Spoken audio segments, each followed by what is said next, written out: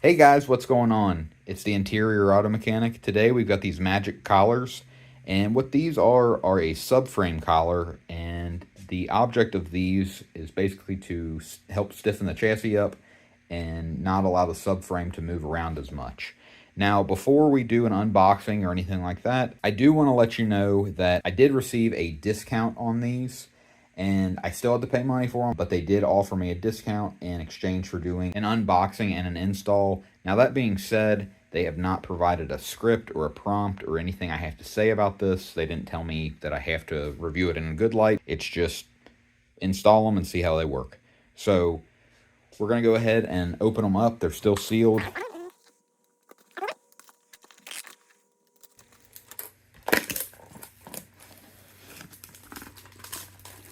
All right, first and foremost, we've got a sticker, and then a piece of foam. It looks like we've got some type of anti-seize grease. Leave that to the side, and then we've got some of our collars here. We've got some bigger ones here, like maybe instructions here. Yep, we got the instructions right here, which look to be very, very well done. So we'll lay those over there. So right off the bat, I can tell you I already like this company just because they've got them labeled rear and front. Also, the instructions here are extremely clear on how to install these. They look pretty simple. Looks like we're just going to take some bolts out, slide these pieces in, and basically put everything back together. So we'll go ahead and move to the Yaris at this point. Go ahead and do the install. Hey guys, so this is me from the future, and a couple things that I would tell you to do if you're doing this project. First and foremost, if you don't have a car lift, I would recommend taking this to a mechanic. I'm not saying you couldn't do it in your driveway, but on the plus side, if you do take it to a mechanic, the way that this cross member moves around, or engine cradle moves around, when the bolts are loosened in this, they might need to pry on it a little bit. And the easiest way that I found to pry is there is a hole back here, and there's a body hole right up in here. You can kind of pull and push to get your bolts lined back up. Now, if you take it to a mechanic, obviously they can get the cradle drop down just enough. You've got the rack here, you're not fighting crawling on the ground. And I realize that not everybody is going to have a lift.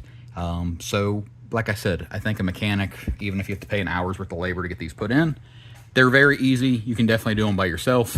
But if you're not mechanically inclined, I would not recommend doing this by yourself. Overall, very simple to install, especially with the rack. The main thing that I can tell you is do not forget your anti-seize. This little tube here, that's what you need to put on all of your magic collars on both sides. And then also, I've got this old bottle of anti-seize here that I put on all the bolt threads. Also, when you're doing this, when you're putting your bolts back in, any of them start to feel like they're getting tight, and you should just be tightening these by hand with your extension or your socket. They shouldn't even be attached to a ratchet when you're just snugging everything up. If any of them start to feel tight, that probably means you have them cross-threaded, and what you want to do is just back it out slowly and try to thread it in there again. It can also mean that your subframe can be slightly misaligned with the hole, and you might need to move it forward, backward, somewhere like that in between to get it lined up properly with the hole.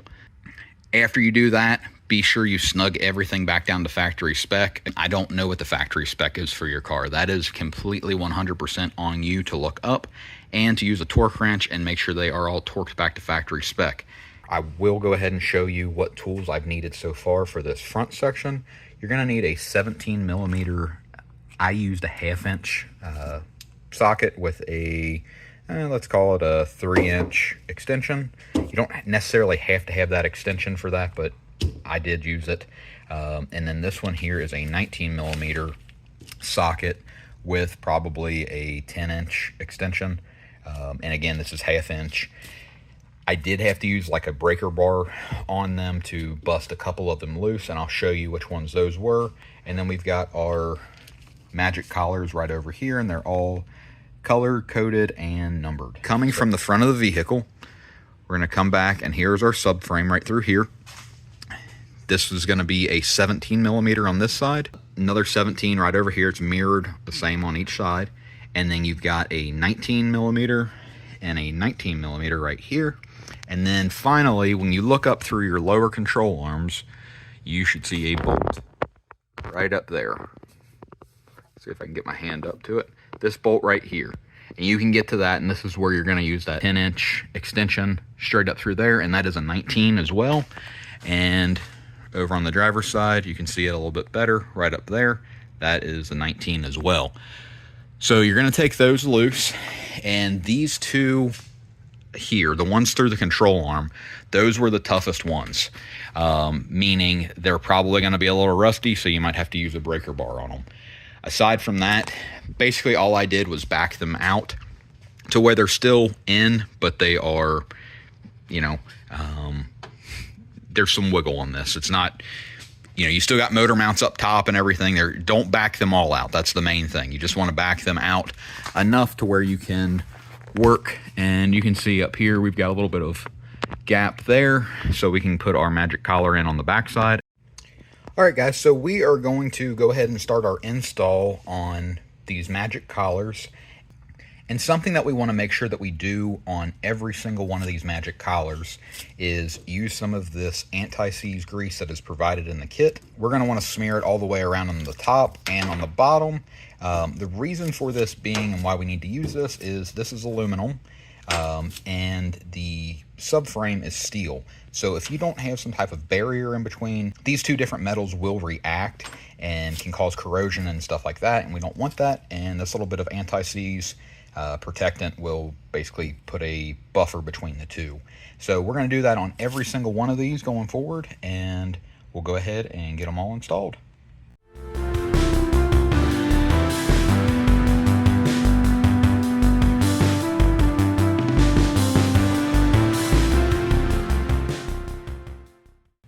So what we're going to do is just go ahead and back this bolt out completely. We're going to take our collar right here, and you're going to see that there is a little bit of a lip. That lip is going to go into the body. So we are going to back this out, slide our collar in, put our bolt back in, and just like that, that's in. It's that simple. So next I'm going to do the driver's side with the same bolt and same collar, and then we will move on to our other ones.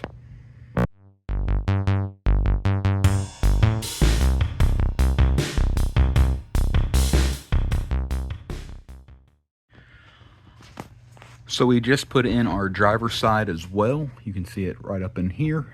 And something that's crucial that I want to explain here is you don't want to tighten these bolts up just yet. You do want to be able to leave it to where you have some give, to where you can slide the magic collar up behind where it needs to go just by pulling down, sliding it in, and then putting your bolt right back through.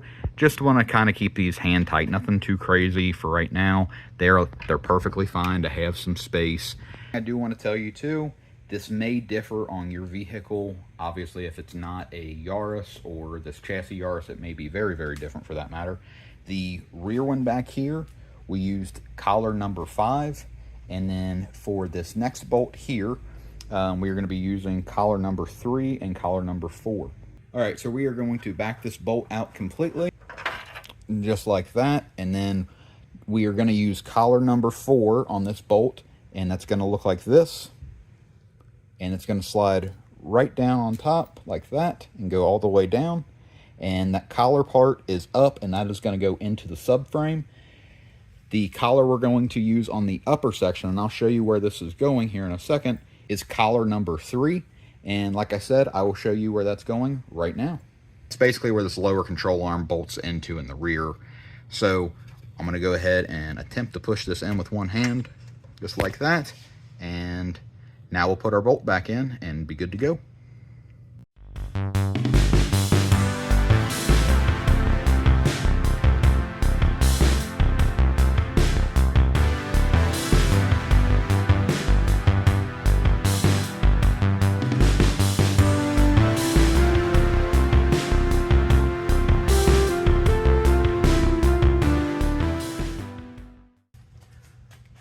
All right, and just like that, that one is in as well. So our final one for the front is going to be the one that goes up through this lower control arm, and that is going to be collars number 1 and number 2. I just took out the bolt that is directly up through there. You can see the bolt hole. And this is what the bolt looks like. This is going to be our magic collar that sits down on here. We're going to put it like this to where it is smooth up against the mounting point. And then the other collar is going to be seated just like this. So the thicker portion down below is going to go into the mounting point, and then this will go against the body, the little bit of a lip that goes up to into the body.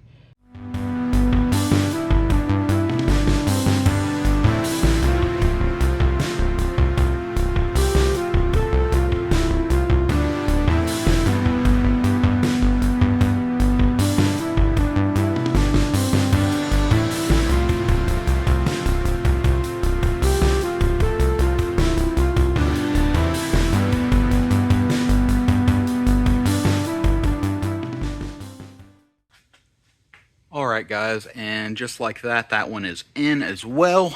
So what I found out was with this one that's up in there, it is way easier if you go ahead and take out these rear two completely. I know in the video we just had installed them. However, you should be able to have them backed out in like 2 seconds because you're not supposed to have even tightened these down just yet. So make sure that these are all, I just removed both of these. I kept the other side in, but had backed those out about this far. You can kind of see. I mean, they're in there, but they're not really doing a whole lot. So what that allowed me to do was then be able to drop down the subframe just enough to where I could slide in the magic collar up on top of this section right up here. Right there is on top of this is where the magic collar slides into. And with us being able to do that, I could then put the bolt back through it and get everything tightened back up. And when I say tightened up, again, it's just loosely tightened at the moment. We're going to move over to this side. Hopefully you'll have a better view of this. I think you will. We'll go ahead and get our magic collars put on our other bolt. Go ahead and drop that subframe down just a little bit, slide it in there, and put our bolt back in and get everything else tightened up and be done up front.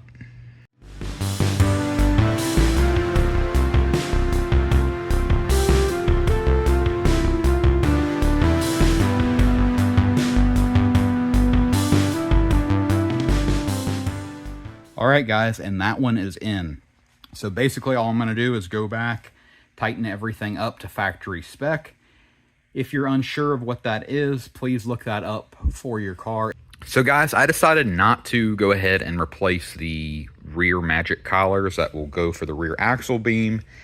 It's been a few months now since I've installed the front ones, and they are fantastic, I will tell you that. The reason I did not do the rears yet, I had a race coming up, and I knew this rear beam had some rust and crust on it. Plus, I knew that the bushings were going bad. I didn't want to take a chance at removing the bolt out of those bushings and then them just completely disintegrating, and then having to try to hurry to try to get bushings pressed into a rear axle beam that already had rust on it. So what I opted for was just to not do the rear magic collars for the time being.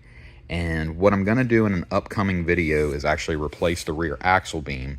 And we're going for an upgrade, a pretty big upgrade. And that one is just going to take a little bit of time because I have to source the parts. However, for when I do get my new rear axle beam, Siberian Bushing actually hooked me up, gave me a discount on, these are the new rear bushings that are all polyurethane. And these are going to be for the rear axle. And I've got one of each here. Then they also sent some front sway bar bushings. I've got another video that will be coming out as well that will show some other upgrades that I've done to the car since I've done the magic collars. And I've actually tracked this car since then. It did fantastic. And I can tell you, between the magic collars and the other upgrades that I recently did, the car is so much tighter. The body is no longer like a noodle on the track. It actually does have some rigidity and is actually a pretty good track car now. We're getting there, at least. I've got some more upgrades and some other stuff that I want to still do, but overall, I'm pretty happy with where the car is at. So that's going to pretty much do it for today's video. I will be doing the axle beam upgrade with the bushings and the magic collars in an upcoming video.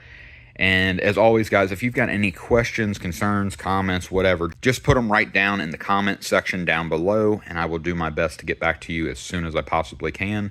If you can do me a favor and like this video and subscribe to the channel, I would really, really appreciate it.